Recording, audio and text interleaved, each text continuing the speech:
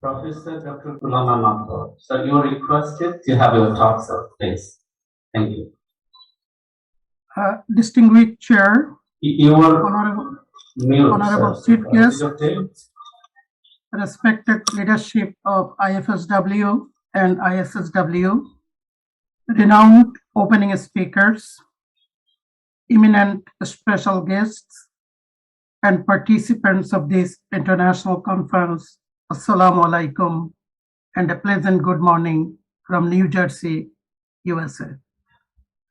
It is my distinct honor to join you all in this very timely and important conference on co-building a new eco-social world, leave no one behind, organized by Community Social Work Practice and Development Foundation in partnership with People's University of Bangladesh and other partner institutions. I am very delighted to see here some of my very good friends and leaders of global social work education and practice.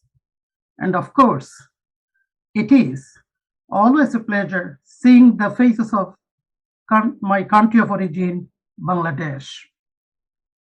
My hats off to M. Habibur Rahman, Chairman of the Department of Sociology and Social Work, and the chair of this conference for his dynamic leadership, scholarship, and his tireless efforts addressing social problems using social work strategies in the region and beyond.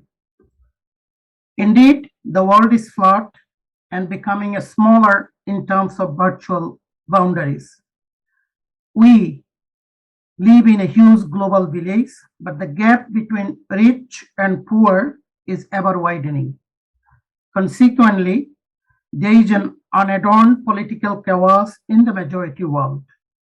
People are becoming more familiar with the latest invention of technology and all its offerings through information medias, but hardly can afford them, what I call an attitudinal crisis. Consequently, a global need for mental health counseling is ever increasing.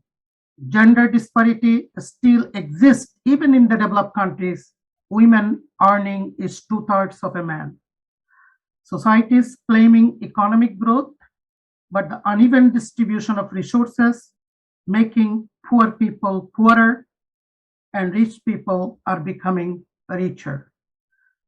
Measly denotes this as distorted development, a mismatch between economic growth and social development.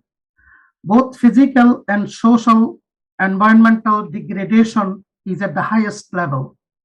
As a result, international migration, displacement, and dislocation are on the rise.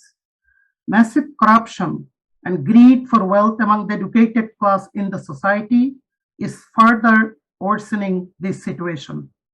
United Nations and its affiliated agencies are working hard to eradicate poverty, but the result is still distant. Nobel laureate Muhammad Yunus noted that poverty perhaps is the most serious threat to the world peace, even more dangerous than terrorism, religious fundamentalism, ethnic hatredness, political rivalries, or any of the other forces that are often cited as promoting violence and war.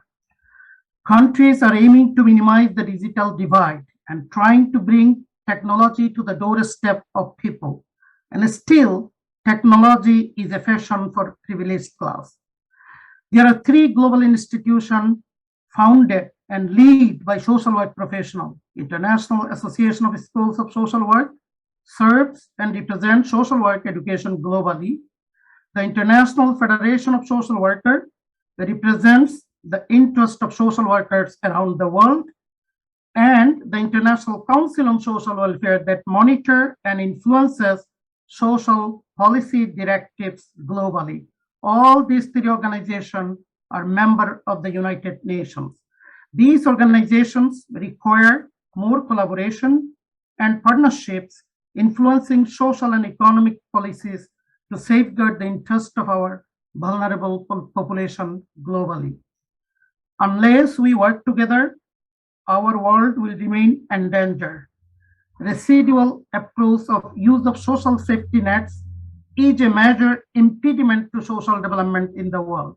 This is because most countries in the world never recognized social work as a profession. Evidently, a limited or in some countries no professional organization exists that can advocate on behalf of the vulnerable constituents of the world.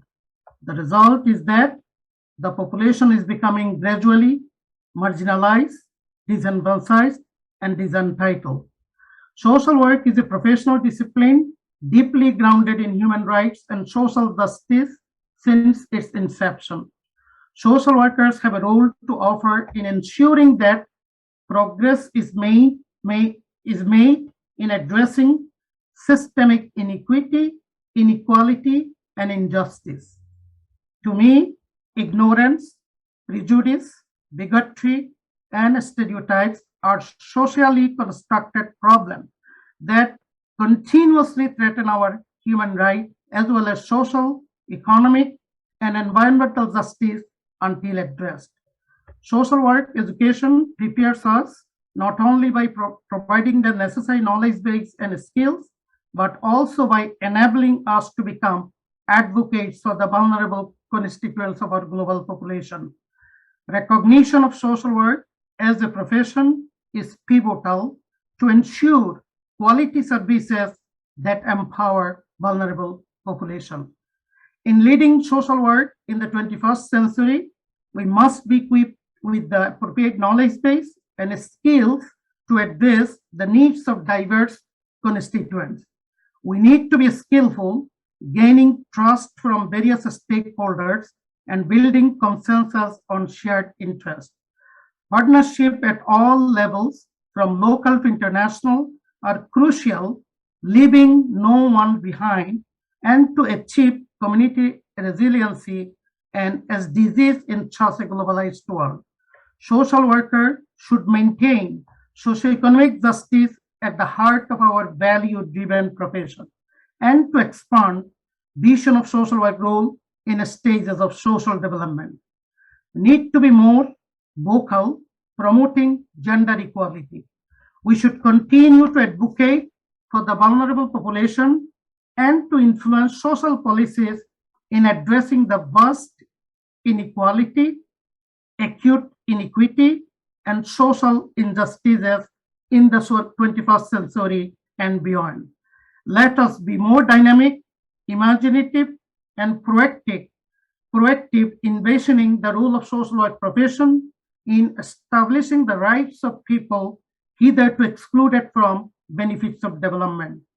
I firmly believe that communication provides connectivity, and connectivity results in productivity, and an essential element to foster solidarity for building a new eco-social world.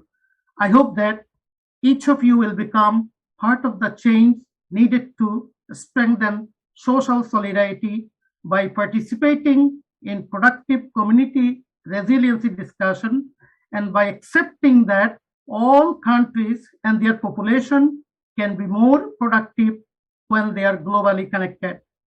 Thank you very much for your attention. I wish you all a productive conference.